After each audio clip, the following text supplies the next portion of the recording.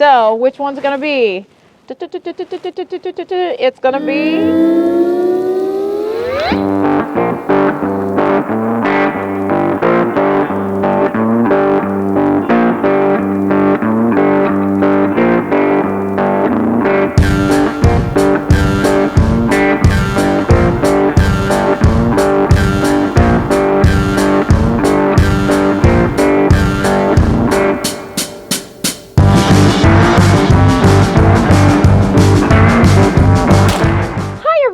It's Jenny J 1911. I am at Gateway Gun Club today, and I am so excited because a few weeks ago I did a video on the Star family of guns.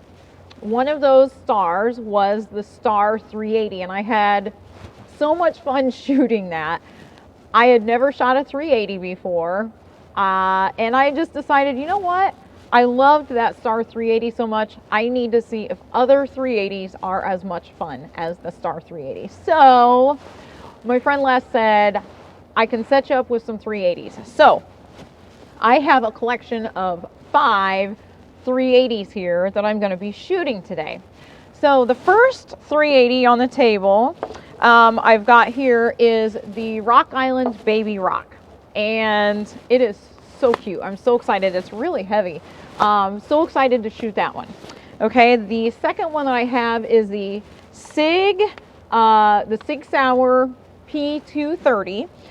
The third one I have is the Beretta 85, also known as the Cheetah. The fourth one I have is a Remington Arms Model 51, and that's got a really cool little piece of history behind that firearm. And then the last one I'm going to be shooting is the Browning 1071.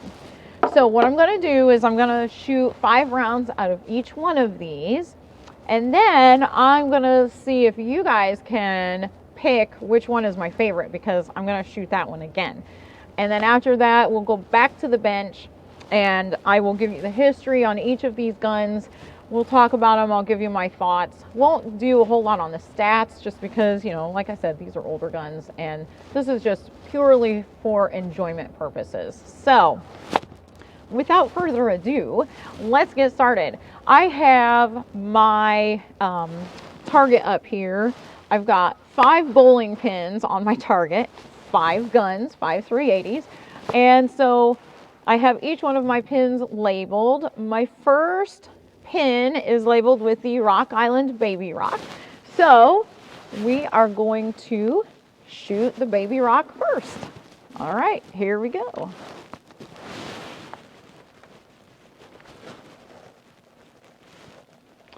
And as always, gotta get the hair out of my face. I know, some of you don't have to worry about that.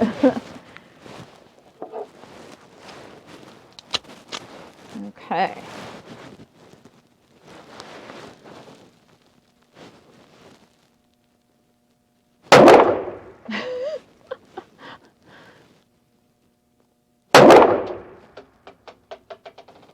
Oh, gotta fix that here real quick. Just didn't feed right.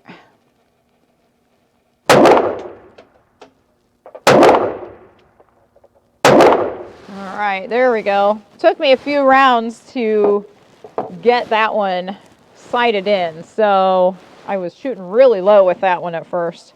All right, so the next one we're going to be shooting is the Sig P230. All right, let's see how this little guy does.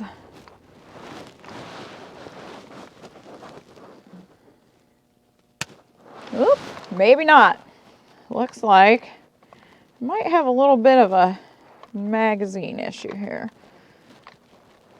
Make sure that's locked in. Feels kind of loose. Not sure we're feeding here. Okay. All right. Let me take a look at this. I'm not going to waste your time, but I'm going to pause the video and take a look and see what's happening, and then I'll tell you. Okay, so my bad. I I had the wrong magazine. That would help to have the right magazine. So what I did was I actually loaded all my magazines first, and I just grabbed one of the wrong magazines that goes to one of the other guns. So that just goes to show these magazines are not interchangeable. But I do have the right magazine now. I'm so sorry, Sig. So now let's see how the Sig P230 does.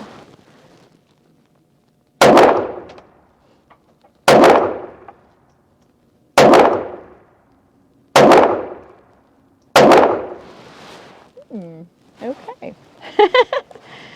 So, all right. The next one we have is the Beretta 85, also known as the Cheetah. So this is so cute. I mean, it seriously looks just like a big Beretta.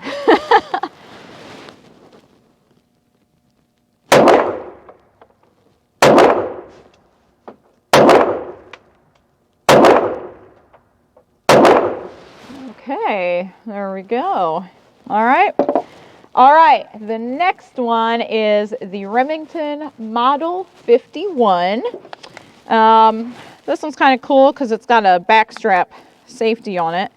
And that safety, the backstrap actually runs the entire length of the backstrap. So that's kind of cool. Yep. Okay, let's see what's going on here. Doesn't want to close up on me.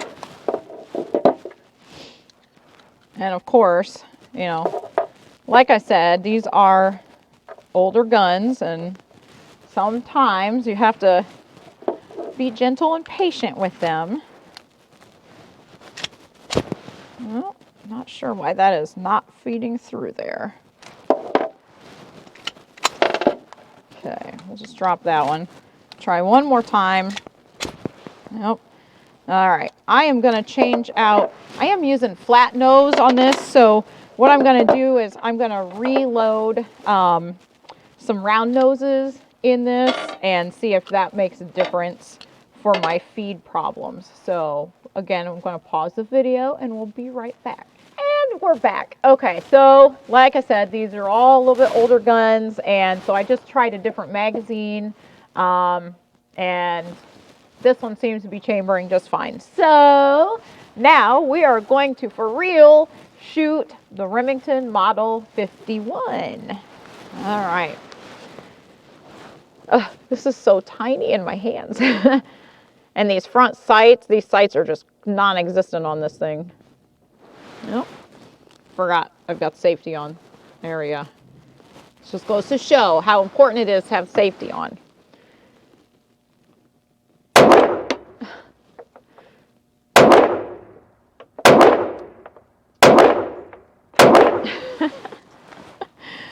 Okay, there we go. All right, I'm gonna make sure that one's empty. Okay, that one doesn't lock open, so. All right, and our last one is the Browning 1071. So we're gonna shoot this. This one's kind of cool because it's like a race gun. It's got that swell up here for your thumb, and so, wow, kind of looking forward to this one.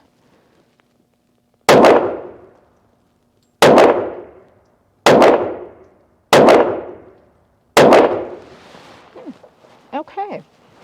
All right. Well, so now what do you think? Which one was my favorite? I try not to give a lot of reaction because I know you always know by my reactions which one I like the best. So I'm not going to tell you, but you've got to guess. I'm going to give you a little time. So, you know, play a theme song in your head to some show. I won't mention names because I'm, you know, I don't want to have to share my monetization with anybody. But, yeah, I'm going to reload my favorite one and see if you guess right. Okay, so which magazine do I have here in my hand? The magazine that I have fits the gun that I like the best. So I have to tell you, I mean, honestly, I really liked all of them. It was really hard to choose between two of them, but I had to go with this one. So which one's it going to be? It's going to be the Sig 230. So here is my magazine for the Sig 230. We're going to put 5 more rounds through this, and we're going to see if I still like it. All right, here we go.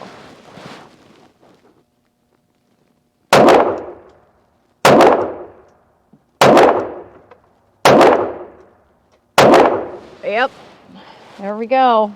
Okay, I still like it. So we're gonna go back to the bench. It's a little chilly out here today at the range, so we're gonna go back to the bench and it's gonna be warmer, and we're gonna talk about all 5 of these guns, and I'm gonna tell you why I liked the Sig 230 the best, and I'll show you my targets, and yeah, we'll just get a little history on these. So let's go back to the bench. Okay, so we are back from the range. We went to Gateway. We shot 5 380s. Now, as you recall, the first 380 I shot a few weeks ago was what got me intrigued in the 380s. I'd always kind of poo-pooed the 380s before, being that 45 ACP is generally my favorite caliber.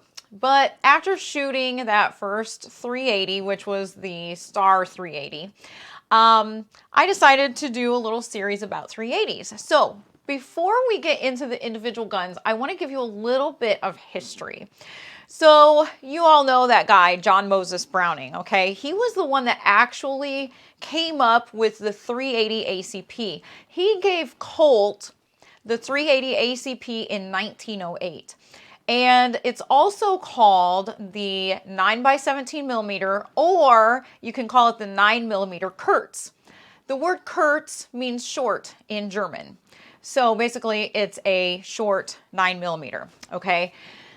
What's cool is that the 380 is almost always found in the most discreet small guns. So that's what makes people really, I guess, tend to enjoy 380s, because they like them to be discreet.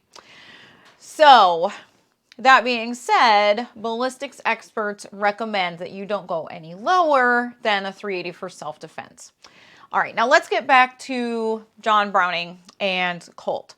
So what did Colt use Browning's 380 for?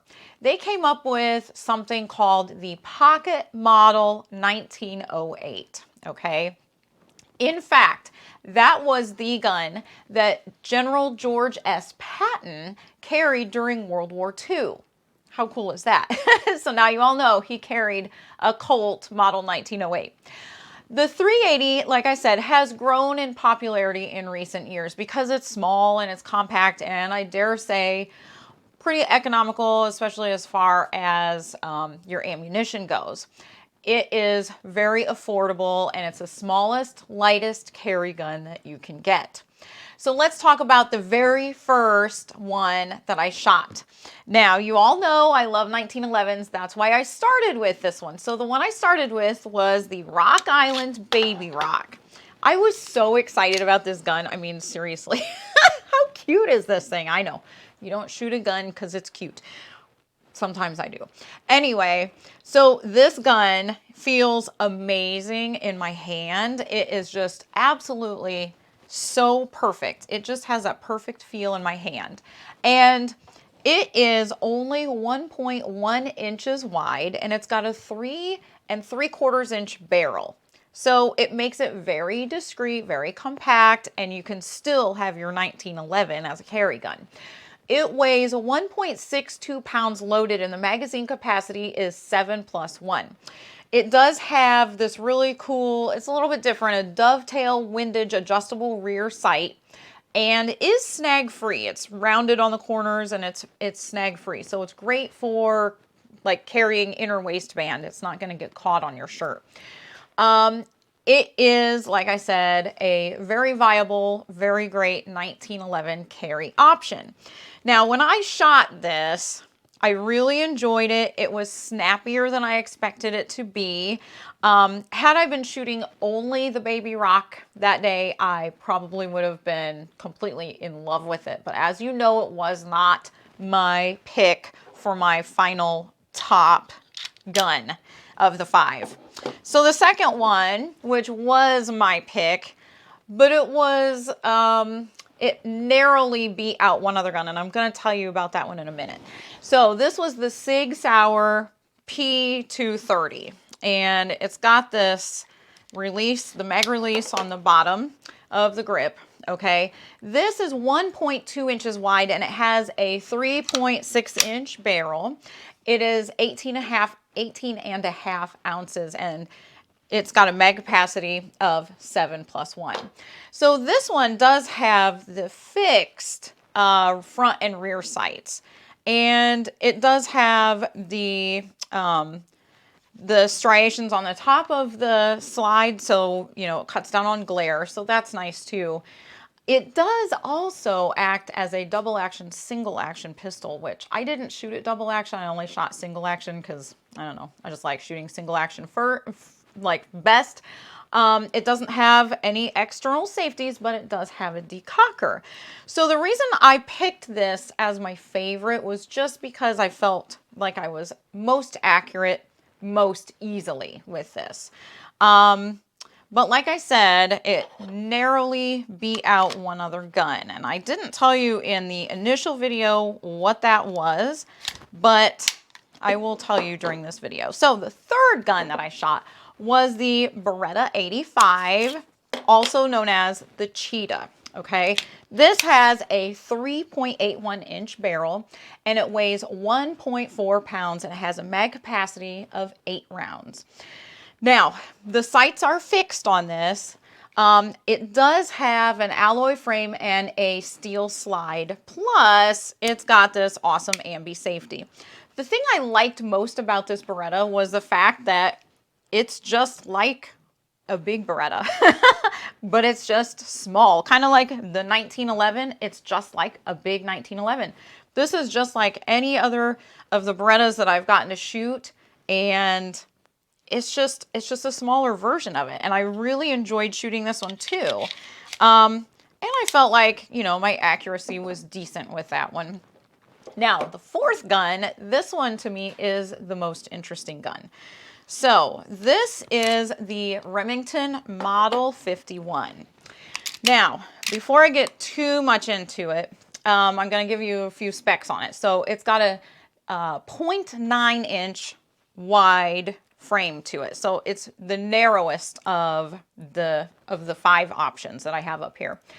It only weighs 21 ounces, and it has a 7-round magazine capacity. It has a square notch rear sight, and the blade front on this is so tiny you can barely see it. Now, why did they make all of this so low profile? They wanted it to be a carry option, and so this gives you absolutely no fear of getting snagged or caught on anything. It makes for easy drawing from a holster. And so, you know, I really didn't mind these sights. I expected to hate them, but I didn't, because this gun was so easy to shoot, and I found my point of aim very easily with this. So I want to talk a little bit about the history, or I guess the mechanics of this gun, because out of these 5, I think this is the most interesting. So this was introduced in 1918. Okay, it's definitely the older model gun that's up here. It was produced for 9 years, and I think I read they produced like 65,000 of these in that 9 years. So it has something that's different about the action. This is called a hesitation action in this gun. So what is a hesitation action? Okay, here are the steps for how a hesitation action is going to work. So first of all, you fire your pistol. Okay, your cartridge is going to move slightly rearward before the breech comes to a halt. Okay, this movement of the fired cartridge gives you momentum to your slide, continuing that motion to the rear.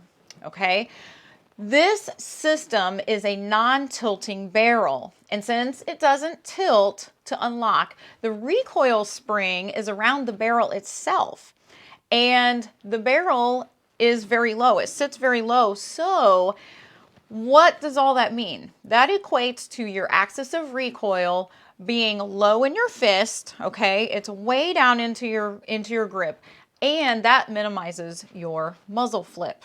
Okay, so that is what makes this gun so much different than the other four. This is why the creator, John Peterson, called this gun self-aiming. I would have to say I agree with that. Another thing that's really cool about this gun is that it's got this rear safety on it like this, the grip safety. The whole thing is that grip safety. So you really have to have your whole hand squeezing around this. Now, I have read other people say that they don't care for that just because if they have a bigger hand, it's harder for them to get it wrapped around and squeeze that safety in. I didn't have that issue. It was very comfy for me. But I just thought that was really cool. And this was my second most favorite gun. I felt like my accuracy and my point of aim was so easy to find. It really was a toss-up between this and the Sig, but I had to go with the Sig. So I just, I don't know. I just felt like the Sig would be more reliable. Now, the last gun that I got to shoot was the Browning 10/71. Okay, so let's drop this magazine here. And we're empty. All right, so the Browning 1071 has a 4.5-inch barrel. It's a little bit longer. This is a little bit longer, and that's one reason that this probably wouldn't be a great carry gun option. Okay, it also has a grip safety on it, and it has adjustable rear target sights.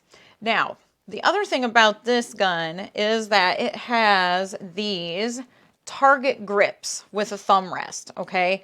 That's gonna make it really hard to conceal and carry, because if you think about it, that's gonna be digging in to your waist or making this not low profile. You're probably gonna print with something like this. So that being said, it's still a fun gun to shoot. It does have a 6-round capacity, and it does not lock open after the first or after the last shot. So, you know, when I was shooting this out at the range, I was like, oh no, it didn't lock open. Why didn't it lock open? Well, that's because it was not made to lock open after the last round. So it was still a lot of fun to shoot.